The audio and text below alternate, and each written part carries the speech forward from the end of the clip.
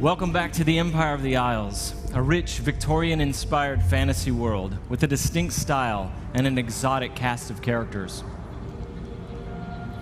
For Dishonored 2, we wanted to explore a new location, Karnaca, the Jewel of the South. Our approach to world creation is very layered. Our art and design teams work together to create a strong sense of place with a well-realized culture. It's based on the people living there, the work they do, the architecture, economy, the climate, even the food and songs.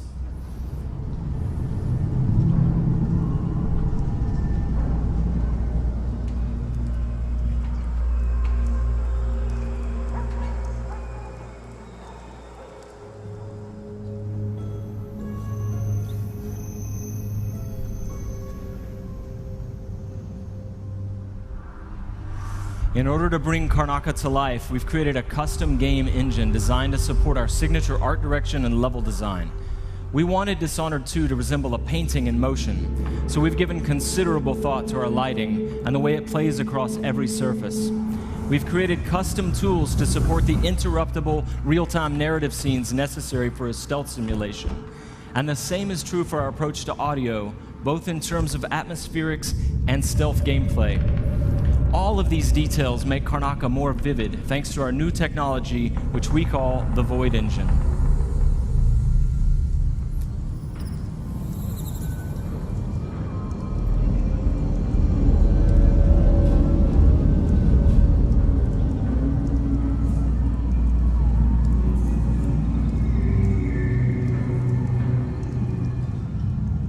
In crafting spaces for you to explore, we've got several creative goals. We want the environment to feel coherent and complete, plausible. Where do these characters live and how do they get to work? Is there a viable pathway that makes sense? Where do they take their breaks or stop for lunch? But it goes further than that. For Dishonored 2, we felt compelled to ask ourselves about the history of a given street or shop. What was there a decade before the player arrives in Karnaca? Often you can see the layers of history, watermarks on the wall from past floods, peeling posters and advertisements from years ago. We want every market, every alley to tell a story and to offer you the chance to see something novel or intriguing.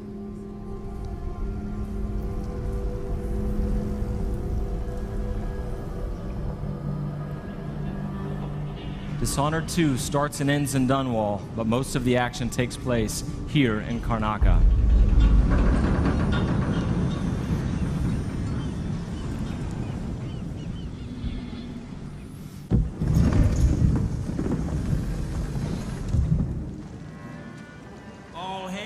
Imperial Majesty, Emily Caldwin. Loyal subjects, we're going through a difficult time, but today we honor my mother, the late Jessamine Caldwin. May her memory survive through the ages. Emily. You look tired, Father. Every year, I think the anniversary of Jessamine's death will be easier, but it never is. I wish Mother was still the Empress. I don't think I'm very good at this. You're still learning. Don't worry about the rabble-rousers, and we'll catch the Crown Killer, eventually. People are saying it's you, that these assassinations are a misguided effort to protect me. No, someone's trying to make us look guilty by targeting your enemies. I wish I could just run away from all this. Sometimes you do. You think I don't know about your nights out on the rooftops? Courage. The ceremony will be over soon. Royal Protector and Father. I should have passed a law against that combination of titles years ago.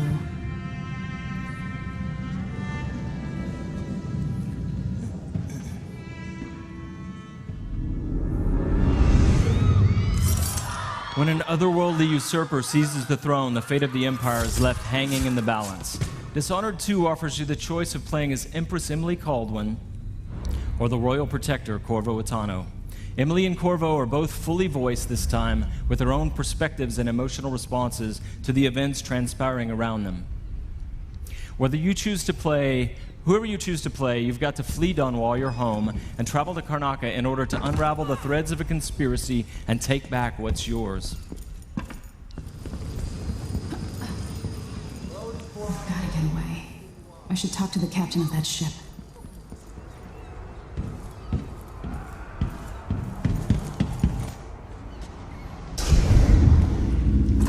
In the Dust District, a militant religious faction called the Overseers is at war with the Howler Gang. The leaders of both factions are trying to take each other down. You can side with the Overseers or the Howlers or neither. There are many ways to complete the mission. She'll tell you more. I'll wait here in the skiff and take you back to the dreadful whale after you finish.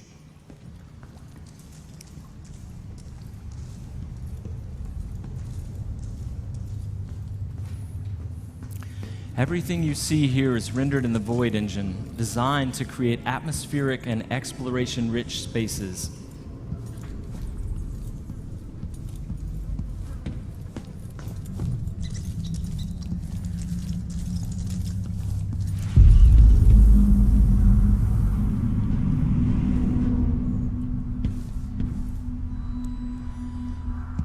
To reach our target, Vice Overseer Byrne, we've got to get past a Grand Guard checkpoint sealed off by a wall of light. A cruel security device reinstated by the Duke of Serkonos. Orders from the Duke. We're losing too many people. Good soldiers blinded by that hallucinogenic powder the Howlers use, then stabbed to death or dragged down by the Abbey's hounds. One young lieutenant got hit by an Overseer grenade. That was it. He was one of the Duke's distant cousins or something. Shit. Let's hope they do enough damage to each other so the fight goes out of them. That won't happen until someone manages to kill either Paulo or Vice Overseer. We've made much greater use of vertical space for Dishonored 2, encouraging players to explore the rooftops above the streets. Out of my ears.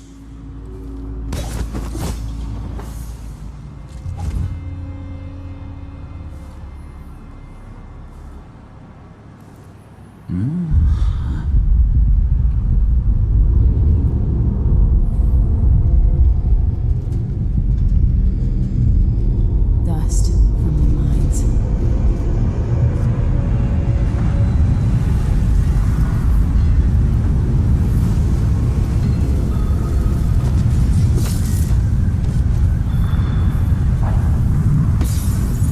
The storm alters visibility for the AI and for the player.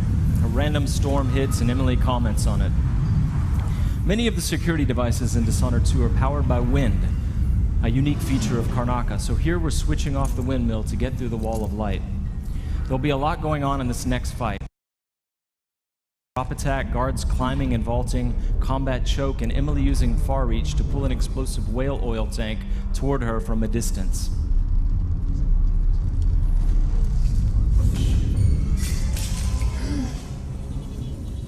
You aren't going in! So dead! Let them! End the rope for you! Hey you! Come here!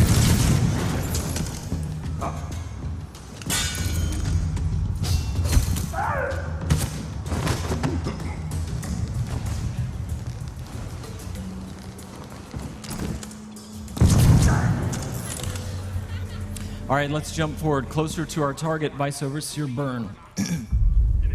The Overseers are fighting the Howler Gang for the hearts and minds of the people of Karnaca. What happens here will influence Karnaca's future and the endgames. The champion! The eyeless! The Vice Overseer hasn't shared his plans with me. He's upstairs now, so I assume we'll learn something before long. Here we're going to use Emily's Mesmerize power to lull a group of Overseers into a stupor, evading combat altogether. Mesmerized, they won't notice Emily or even remember that she was here. There you are. I feel so empty right now.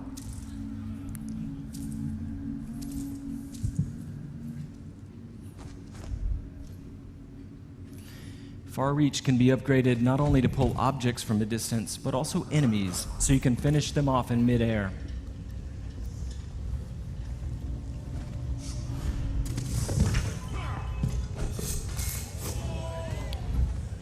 This time, all of Emily's powers, which are new, and all of Corvo's can be fully upgraded using entirely new skill trees, giving you the ability to customize more deeply.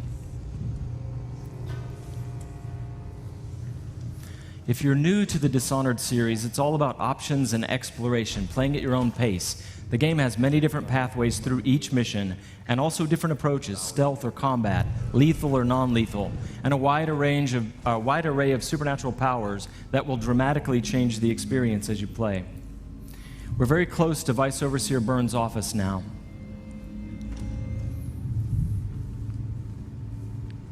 The Duke will topple soon. The Sisters of the Oracular Order have seen it, and I feel it in my bones. So this stalemate with the Howlers must be resolved. Byrne is giving a briefing using a projector. We're going to plant a stun mine and then link several of the Overseers with Emily's domino power, so that whatever happens to one of them will happen to all of them. They share the same fate. Doesn't know. Died trying to bring power. We suffered fatal injuries. Somehow we come back the next day to fight again. Whatever witchcraft he has. Switching off the projector will attract Vice Overseer Burns' attention, and when the mine affects one Overseer, it will affect all of them. Go check, brother. Right away.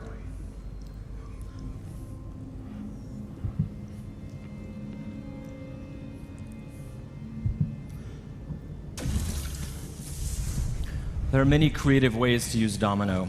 Now we're going to show you Shadow Walk, another key power for Emily.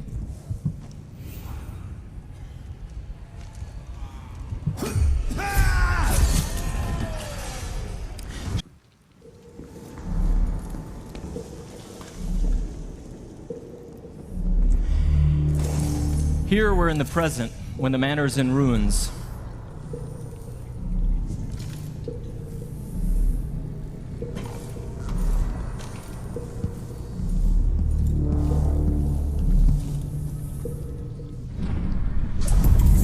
Now we've moved backwards, years into the past, when the manor was still inhabited and guarded.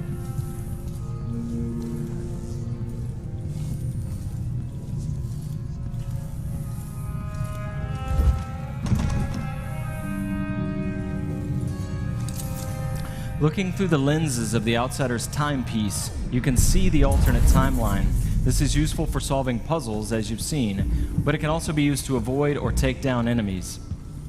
You can watch enemies in the alternate timeline and then step through to execute your plans.